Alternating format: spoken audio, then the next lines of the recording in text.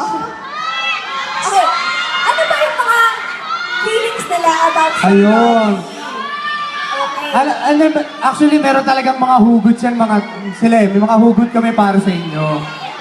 At siyempre, ako na mauuna. Dahil ako naman ang mahilig humugot. Okay, kailangan natin Oo nga tumahilig naman. sa ganitong parts kasi magka-heart to heart tayo with the boys. Yes. Okay. Hindi kasi ano eh. Para mas marinig ng mga super Yan. fans. Kung ano kinakausap ko kayo ng harapan. Okay, game. Everybody quiet. Tristan. Katahimikan. Alam nyo, sa sobrang dami kong hugot sa buhay, nasaktan, nagmahal, natuwa, nag-boyband.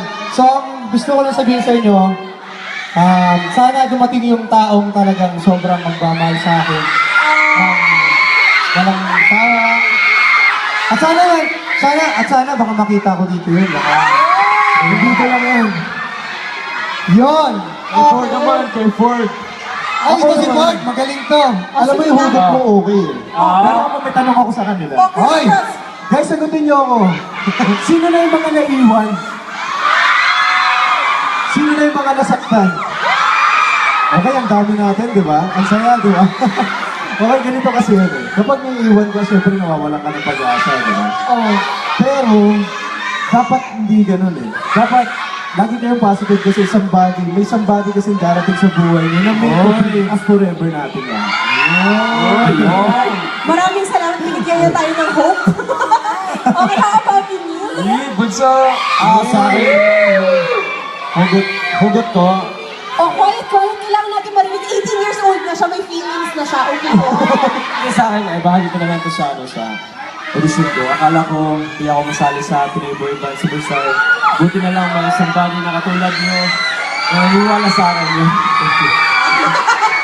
Ang somebody sa kanya, yung super fans. Okay. Yun, galing Ito ko na. na. Hugot naman ni Joao.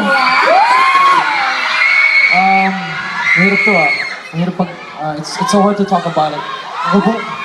Sa akin to Diyan pa rin para sa akin naman, nagmahal ako ng sobra last time. I gave all out and nasaktan ako, nawala, nag-boy band, now I'm here. Pero I guess there's one of the greatest lessons I learned is that don't give 100% to somebody, you know? Leave 70% to yourself and love 30% to someone else. And alam ko naman, one day, that somebody will come to your life and prove you that you deserve it talaga.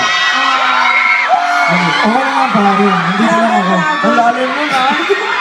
Alam ni Joao. Ito na. Sinimulan na ni Joao yung English. Okay, it's time for the 100% English. Hoy, Russell! No. Hey! Russell! Servitas mo ako, Quiet lang, girls. Oh, Russell, kinuwento ko kasi sa kanila yung Facebook post mo noong 2012. Oo. Na meron kang crush. O, ano yung hugot mo for tonight? Sinabi ko. Sige, bilis. Okay. Guys, tingnan natin yung hugot ni Russell dahil minsan lang yan. I can be, but all I can say is, you don't have to worry about being alone anymore. Because from now on, you'll always have somebody like me. Naintindihan niyo ba yun? English yun! Oo nga eh. Okay. Minsan,